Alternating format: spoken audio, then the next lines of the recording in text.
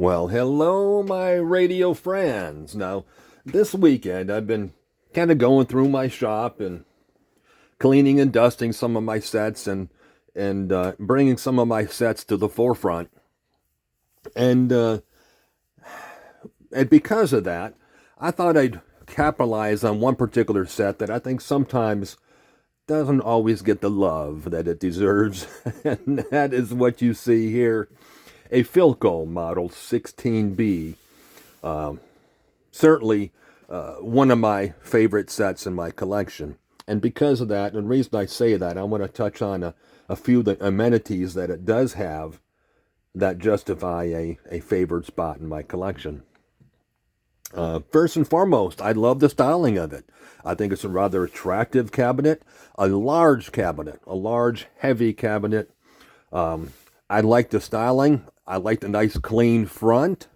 To me, it's a very clean, attractive looking cabinet.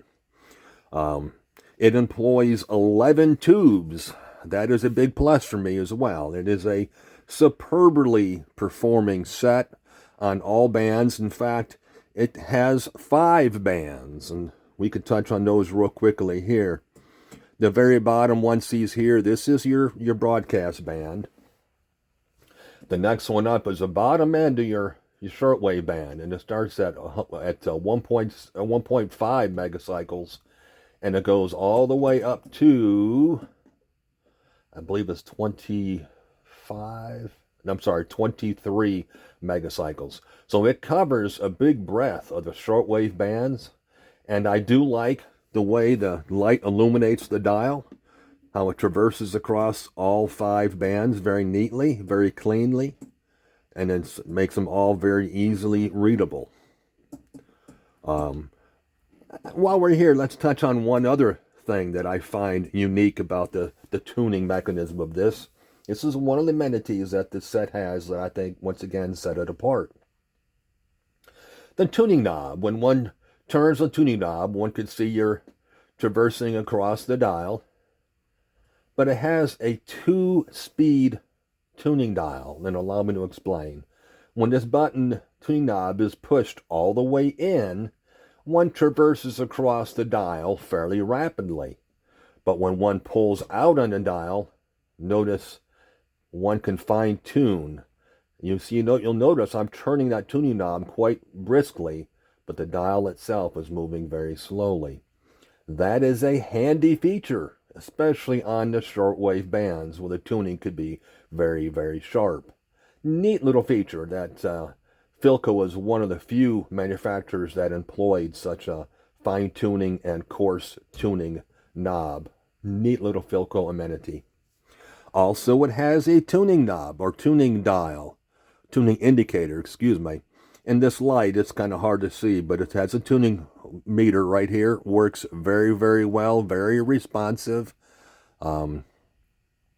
Has electrically, again, if I may touch on this, it has a switch on the right side of the cabinet. That is a bass boost switch. If one wants to accentuate the lower notes, one can hit that switch. At the rear of the cabinet, it has a potentiometer, which is essentially, one can call it a squelch, if you want to call it that. So it has a lot of neat amenities and neat marbles to it that, of course, set it apart from most of the sets in 1933. And if you're like me, a Philco guy, which I truly enjoy Philcos, especially sets within the 116 series, you will not be disappointed with any of the performance of any of those sets. 16B, you see here, being just the same, and being no slouch. It is a remarkable playing set.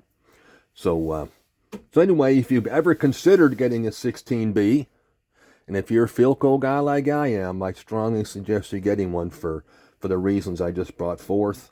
You will not be disappointed in this set. So, if you're looking for an outstanding performing cathedral, I recommend the Philco 16B. Thank you all so much for following. I do appreciate those that are. I appreciate you watching, and of course, as always, until next time.